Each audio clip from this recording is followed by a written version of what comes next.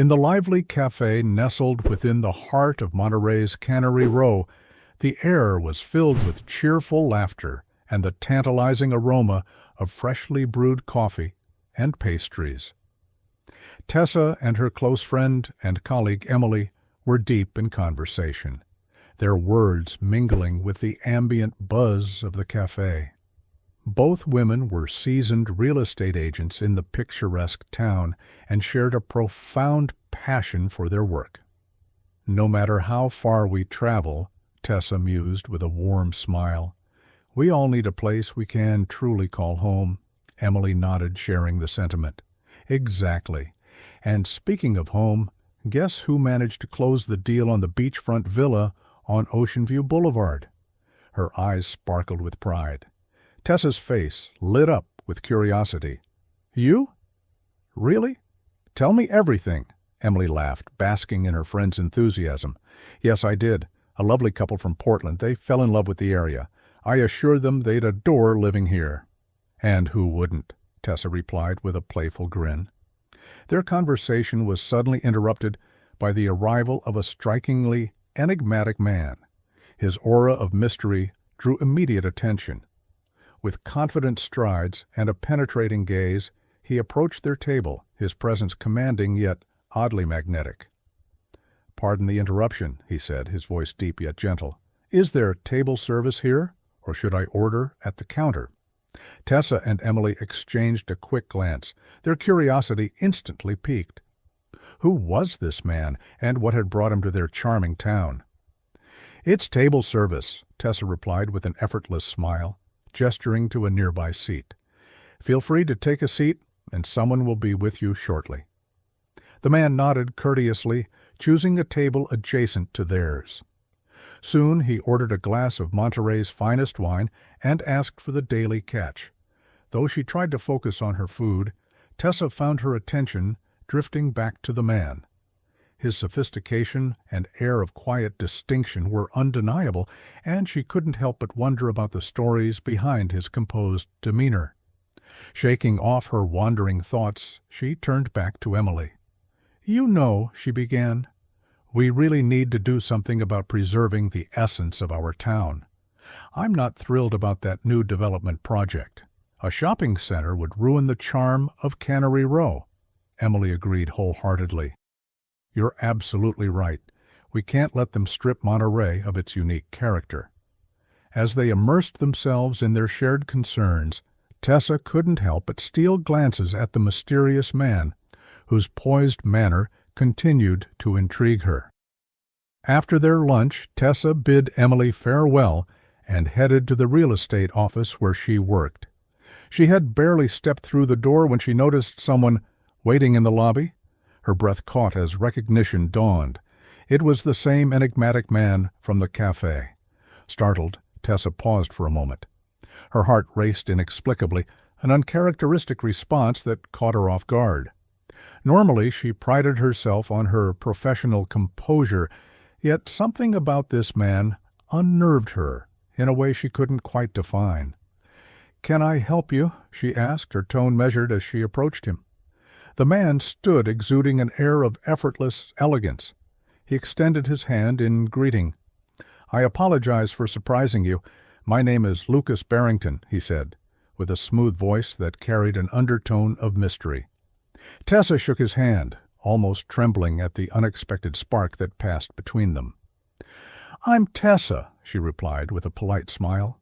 "What brings you here, Mr. Barrington?" Lucas's gaze lingered on her for a moment before he spoke. "I'm looking for a property here in Monterey, something modest and private, yet with character." Tessa's curiosity deepened. "I see. We specialize in unique homes that match our clients' needs. May I ask a few questions to better understand what you're looking for?" Lucas nodded. "Of course." She pulled out her notebook and began. "What's your line of work? Do you have a family or specific requirements? Knowing this helps us narrow down options." Lucas smiled, his enigmatic air only growing. "My profession is complicated. Let's just say I work in public relations. As for family, I don't have one at the moment.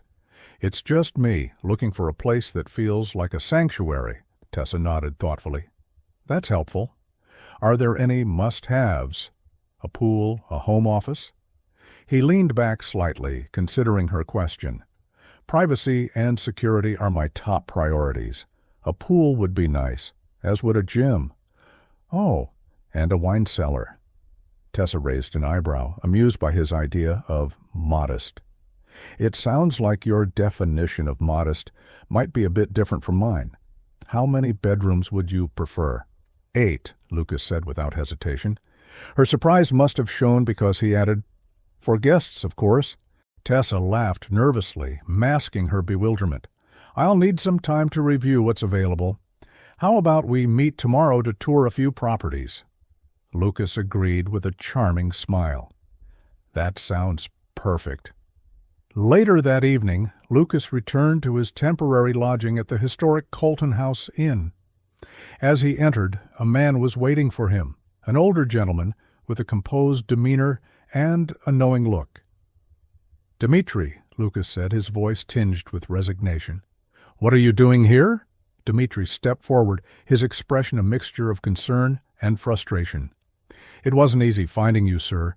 I had to trace your flight records and hotel bookings. Lucas sighed, running a hand through his hair. I didn't want to be followed. Your father is worried sick, Dmitri replied sternly. The press is already speculating about your disappearance. You know what's at stake. I'm not going back, Lucas said firmly. Dmitri's gaze softened slightly. I understand your desire for freedom, but your responsibilities... I've made my decision, Lucas interrupted. I'm staying here. I've even hired an agent to find me a permanent home. Dmitri's brow furrowed. Lucas, or should I say, Prince Nicholas. His voice carried a mixture of reverence and disapproval. Do you truly think you can hide forever? Lucas stiffened, his resolve unwavering. I'm not hiding, I'm starting over. Dmitri sighed but didn't push further. Very well, but I will stay here with you. Someone needs to ensure your safety. Fine, Lucas relented, but no titles. Call me Lucas. The next morning, Tessa greeted Lucas with a warm smile as he arrived at her office. Together they began their day of property tours, visiting homes with ocean views and lush gardens. Despite the charm of each location, none seemed to satisfy Lucas's elusive vision. You're looking for something truly extraordinary, Tessa said, as they left the last property. It's rare to find a place that perfectly matches a dream. Lucas smiled faintly. The extraordinary is all that ever feels right. Their conversation was light-hearted as they returned to her office, but Tessa couldn't shake her growing curiosity about Lucas. That evening she decided to do some research, typing his name into a search engine. To her surprise, little information surfaced, except for a vague mention of an artist named Lucas Barrington, who kept his identity private.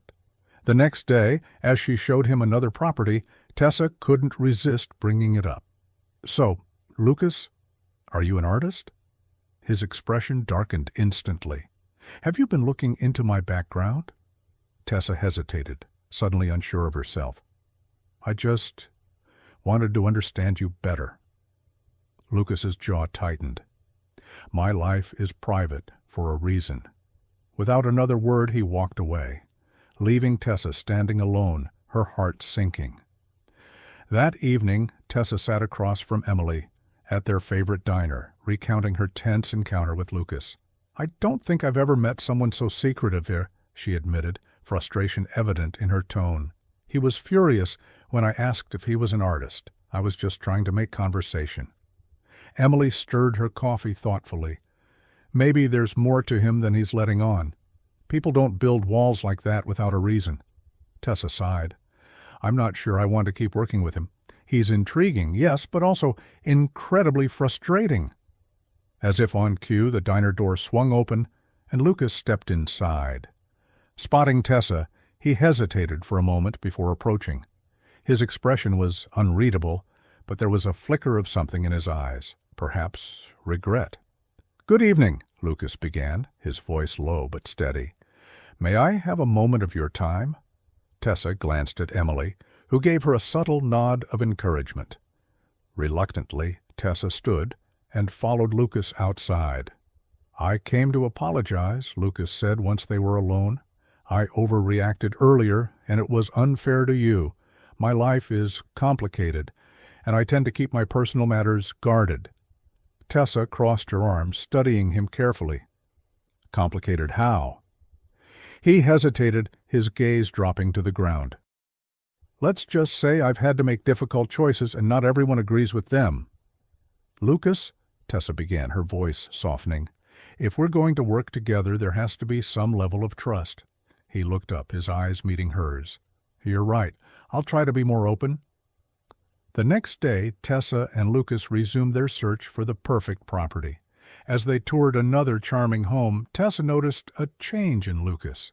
He seemed more relaxed, even sharing snippets of his thoughts and preferences as they walked through the sunlit rooms. "This one has potential," Lucas said, pausing to admire the view from the balcony. "I could see myself enjoying mornings here." Tessa smiled. "It's a beautiful spot. The light is perfect, too. Ideal if you ever decide to take up painting." Lucas chuckled softly, the tension from the previous day seemingly forgotten. "You're not going to let that go, are you?" "Not a chance," Tessa replied with a playful grin. Their banter continued as they explored the rest of the property. By the time they finished, both were in high spirits, and Tessa felt a renewed sense of optimism about their working relationship. That evening, Lucas returned to the Colton House Inn, his thoughts consumed by Tessa, her wit, her warmth, the way she seemed to effortlessly draw him out of his shell. It was all disarming in the best way. He knew he was treading dangerous ground, but he couldn't help himself. The following morning, Lucas invited Tessa to a quaint cafe near the waterfront. Over coffee, he seemed unusually introspective. "There's something I need to tell you," he said after a long pause, "about who I am." Tessa leaned forward, intrigued. "I'm listening." Lucas hesitated, choosing his words carefully. "My name isn't Lucas Barrington, at least not entirely. I'm Nicholas Ariston, the crown prince of a small European kingdom. I came here to escape the pressures of royal life." Tessa stared at him, speechless. "You're royalty?" "Yes," Nicholas admitted. "But I've never felt at home in that world. I needed a break, a chance to figure out who I am outside of my title." Her mind raced, trying to process the revelation. "Why tell me this now?" "Because I trust you," he said simply, "and because I realize that I don't want to keep running." As Nicholas and Tessa delved deeper into his story, a sleek black limousine pulled up outside the cafe. Both turned to see a stern-faced man step out and approach the entrance. Nicholas stiffened. "It's my father," he said under his breath.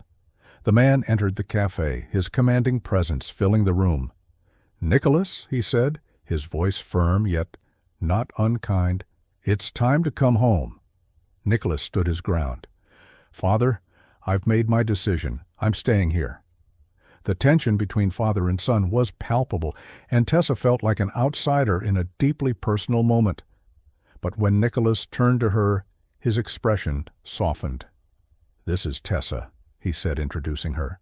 "She's helped me find something I've been searching for, a sense of belonging." The king's gaze shifted to Tessa, appraising her. Finally, he gave a slight nod.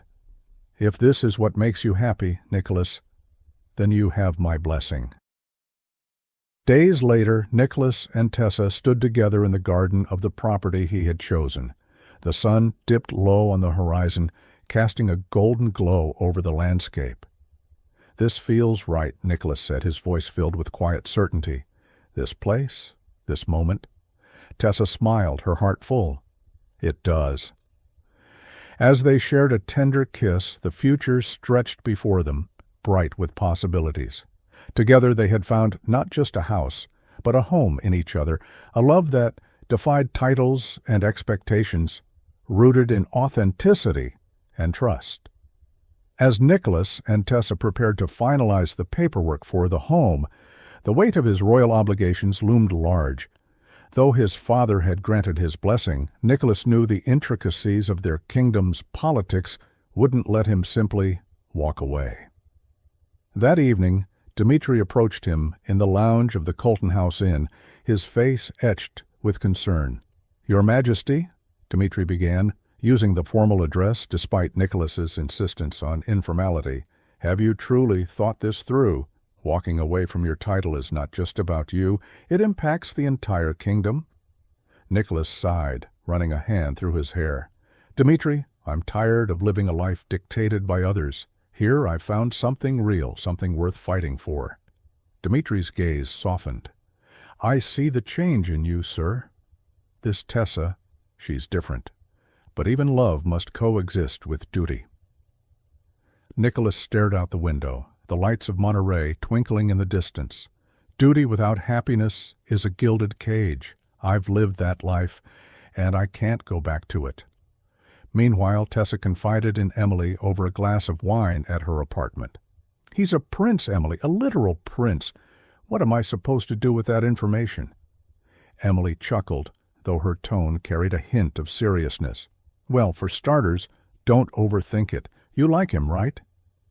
Tessa nodded slowly. "I do, but his world is so different from mine. What if I'm just a distraction?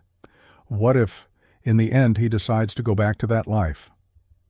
Emily placed a reassuring hand on her shoulder. "You'll never know unless you take the chance.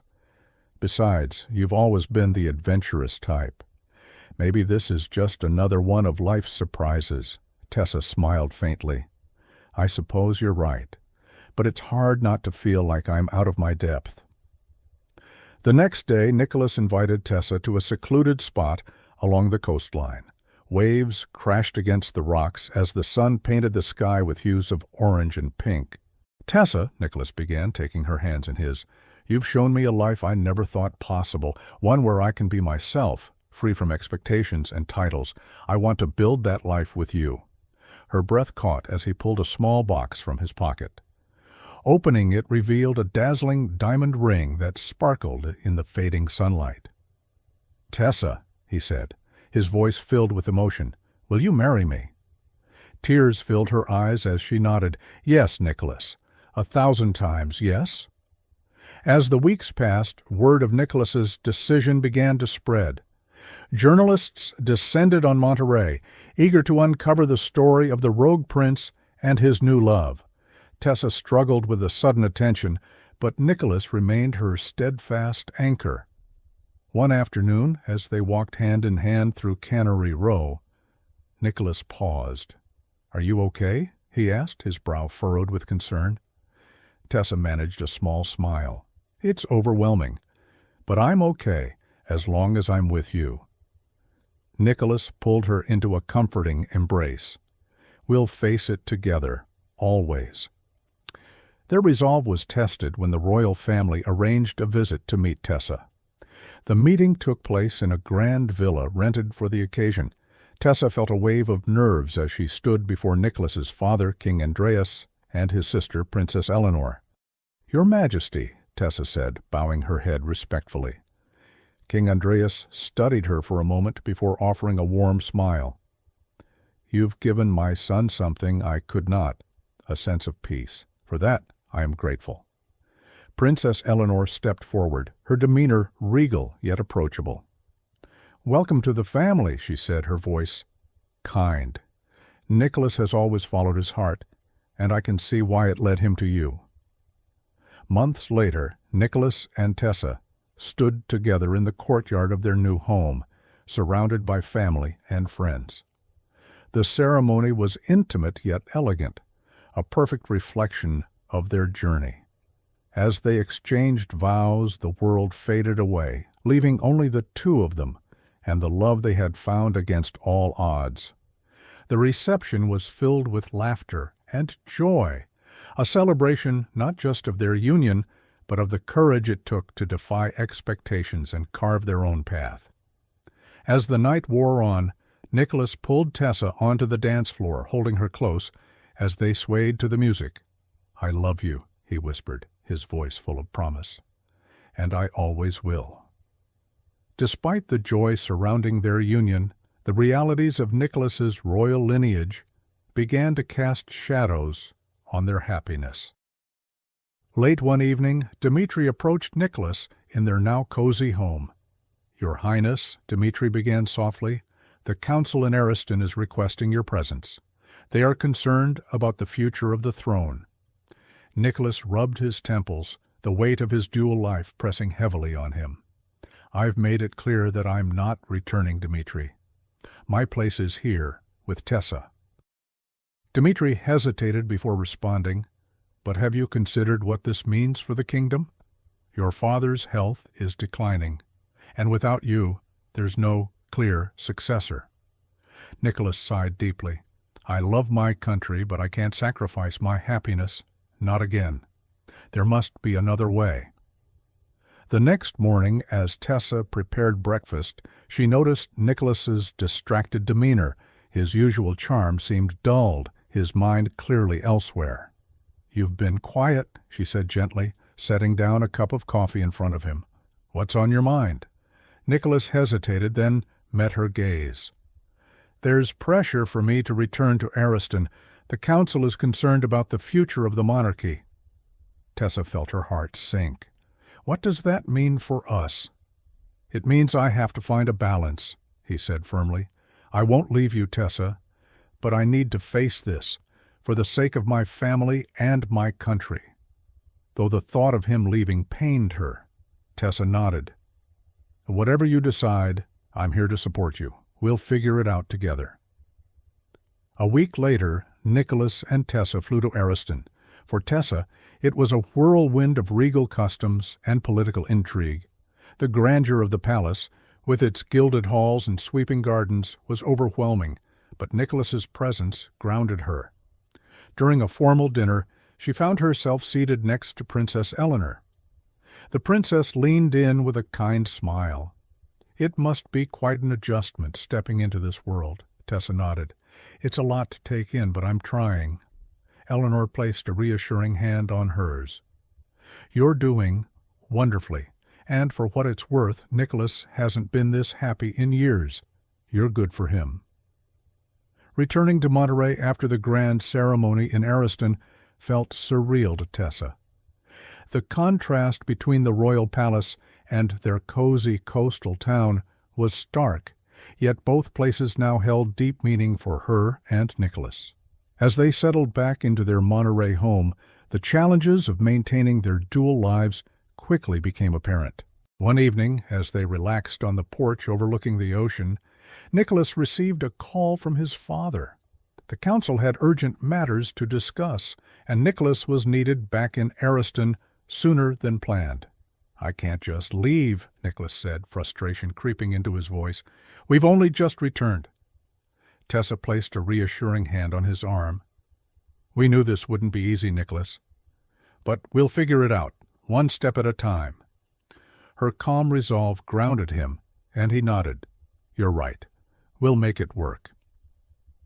The following day, Nicholas attended a council meeting while Tessa explored the palace grounds. She found herself in a quiet library, its walls lined with centuries of history. As she ran her fingers along the spines of leather-bound books, King Andreas entered, his steps measured and deliberate. "Tessa," he said, his tone inviting but serious, "may I have a word?" She turned, startled by his presence. "Of course, Your Majesty."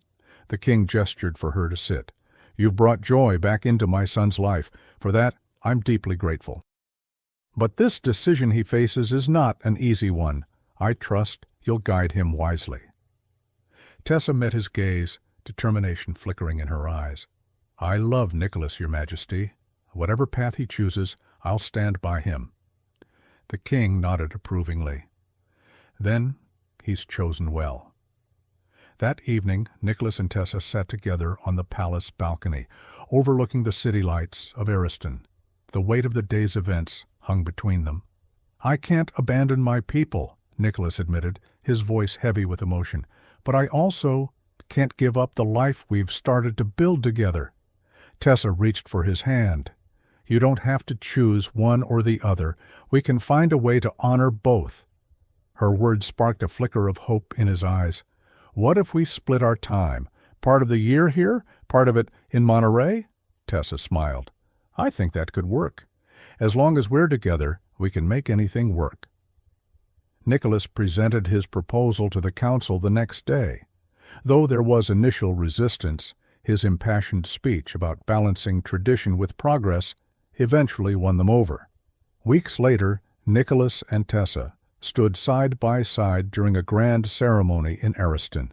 The people cheered as Nicholas pledged to serve them, not as a conventional king, but as a leader committed to bridging old and new. As they walked back to the palace, Nicholas turned to Tessa. "We did it," he said, his voice filled with awe. She squeezed his hand. "No, you did it. I just stood by your side." "And that," he replied, pulling her close, "made all the difference." With Nicholas frequently traveling between Ariston and Monterey, Tessa found herself navigating her own path in their unconventional life. Determined to support Nicholas while maintaining her independence, she decided to take on a more active role in his philanthropic initiatives. During one of Nicholas's trips to Ariston, Tessa organized a charity event in Monterey to raise funds for environmental preservation, a cause close to both their hearts. The event drew a diverse crowd, from local community leaders to international dignitaries, and was a resounding success.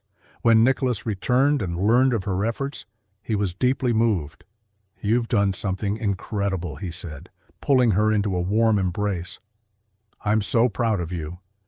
Tessa smiled, her heart swelling with pride. "We're a team, Nicholas. This is just as much for you as it is for me." As time passed, Nicholas and Tessa grew more adept at balancing their lives across two worlds. They spent summers in Ariston, where Nicholas fulfilled his royal duties, and winters in Monterey, where they found solace in the simplicity of their coastal home. Despite their efforts, the pressures of their dual lives occasionally took their toll. During a heated argument one evening, Nicholas voiced his frustrations. "Sometimes it feels like I'm failing at everything, being a prince, being a husband, being myself." Tessa reached for his hand, her voice steady. "You're not failing, Nicholas. You're human, and you're doing your best, which is more than enough." Her words brought tears to his eyes, and he pulled her close. "I don't deserve you," he whispered. "You deserve everything," Tessa replied, her voice firm, "and I'm not going anywhere." Years later, Nicholas and Tessa's unique love story became a source of inspiration for many. Together they had redefined what it meant to lead, not through power or tradition, but through authenticity and compassion. Under their guidance, Ariston flourished, blending modern innovation with its rich cultural heritage. Meanwhile, Monterey thrived as a hub for environmental advocacy, thanks to their continued efforts. One crisp autumn evening, as they walked hand in hand along the beach near their Monterey home, Nicholas paused to gaze at Tessa. "Do you ever wonder how we got here?" She smiled, her eyes reflecting the warmth of the setting sun. "Sometimes, but mostly, I'm just grateful we found each other." Nicholas kissed her forehead, his heart full. "Me too." In the years to come, Nicholas and Tessa's love story became the stuff of legends. Their journey proved that even the most unlikely pair could overcome the odds and build a life filled with purpose, joy, and unwavering devotion. As they stood together on the balcony of their Monterey home, watching the waves crash against the shore, Tessa rested her head on Nicholas's shoulder. "Do you think we've done enough?" she asked softly. Nicholas wrapped his arm around her, his voice steady and reassuring. "We've done more than enough, and we're not finished yet." Together they faced the horizon, their hearts united by the extraordinary life they had created, a testament to the power of love, resilience, and the courage to choose one's own path. Though their life together was filled with love, it was not without its trials. The pressures of balancing Nicholas's royal obligations and their shared life in Monterey occasionally brought moments of doubt.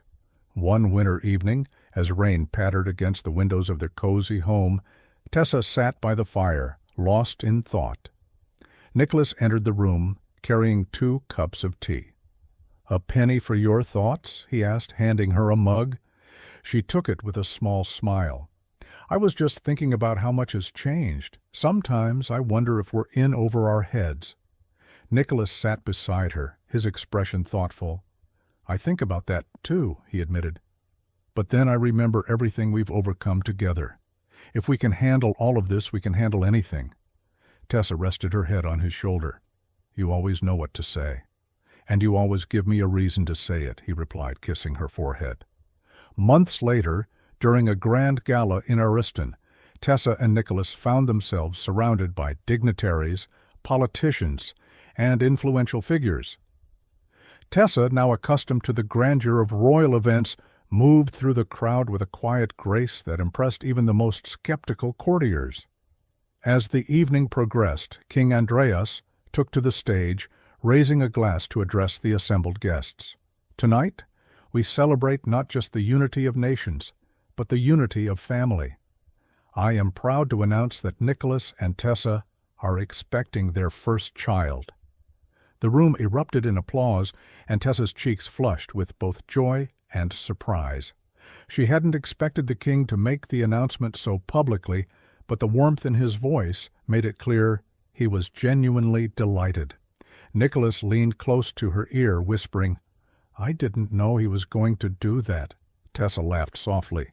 "Neither did I, but I suppose there are worse ways to share the news."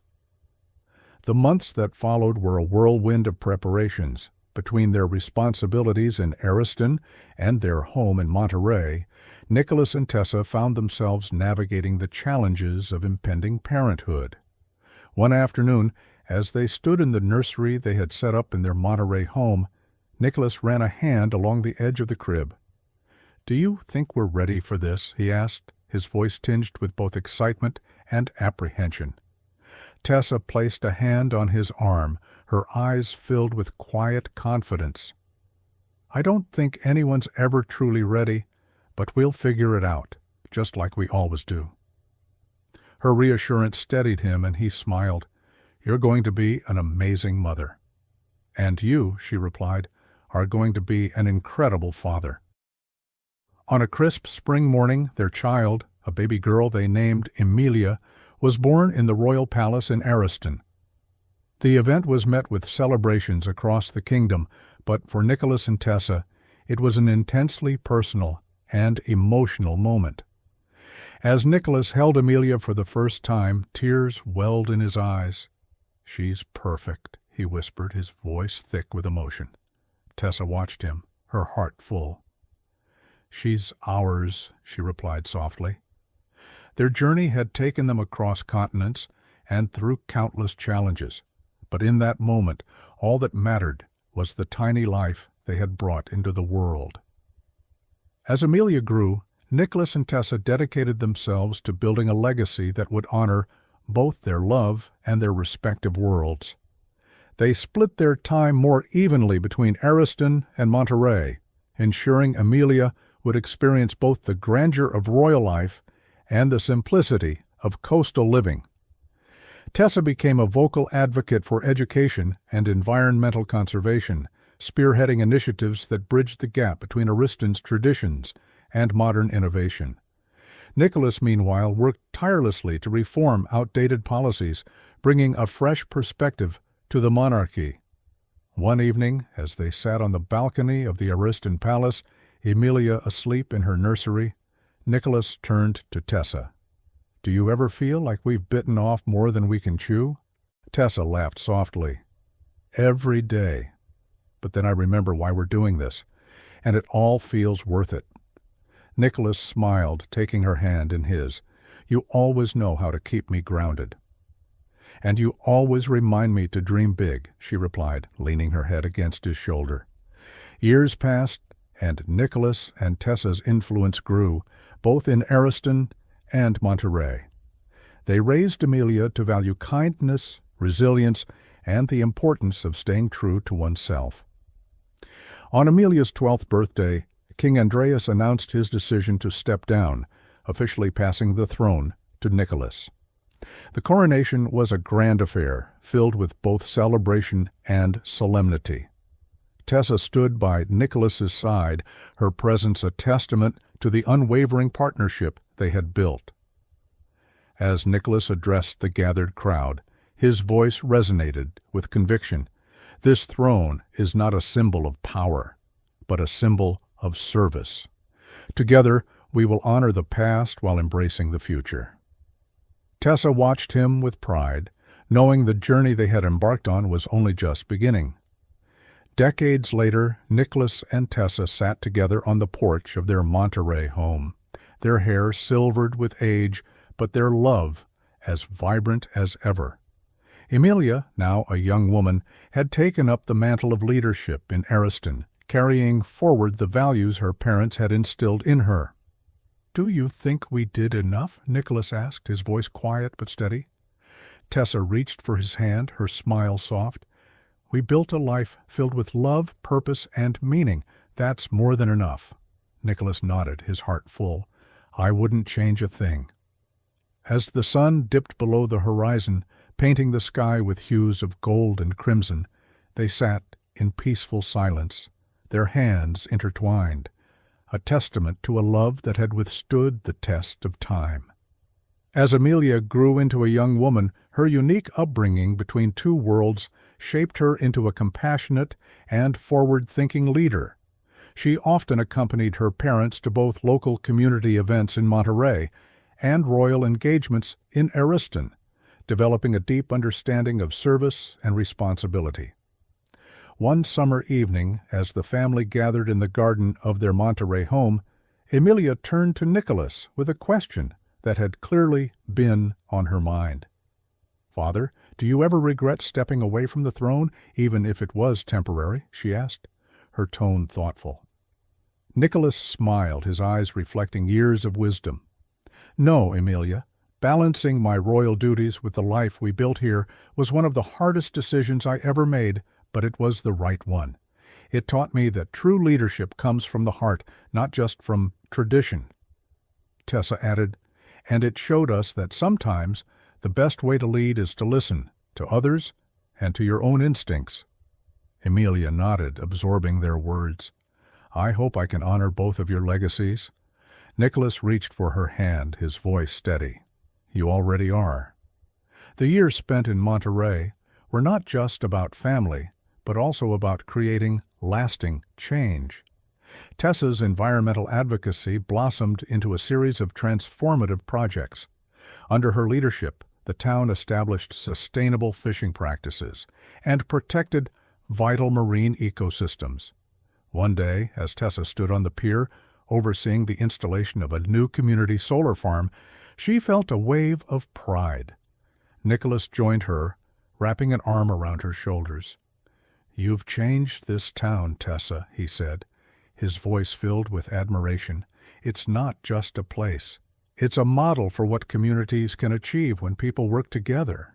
She smiled, leaning into him. "And you've shown them that even royalty can roll up their sleeves and get to work." Nicholas laughed. "I think they were more impressed by your persistence than my title." The mayor approached them moments later, holding a plaque. "This is for you both," he said, presenting them with a dedication to the community garden they had helped establish. Tessa read the inscription aloud. "In honor of Nicholas and Tessa, for bridging worlds and inspiring change."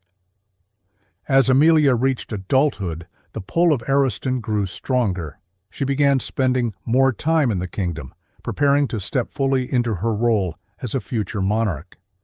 Tessa and Nicholas often visited, splitting their time between their coastal haven and the royal palace. One evening, during a grand gala in Ariston, Emilia addressed the gathered nobles and dignitaries. "My parents have shown me that leadership is about more than duty.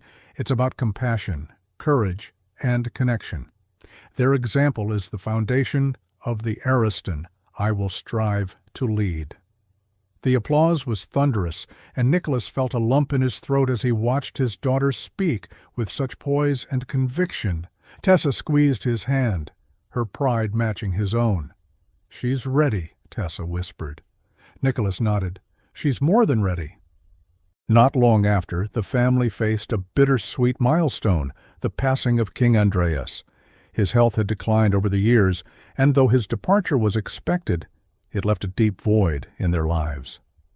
The funeral was a solemn yet dignified affair, attended by leaders and citizens from across the world.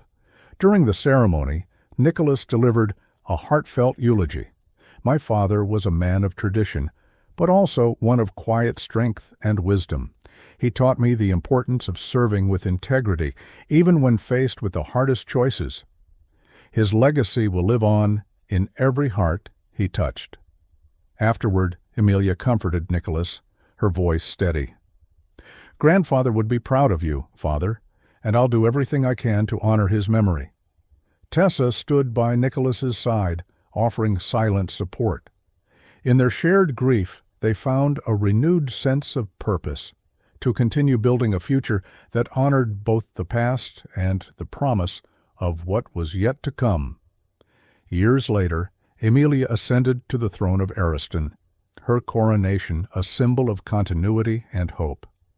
Tessa and Nicholas, now entering their twilight years, watched with pride as their daughter embraced her destiny with grace and strength.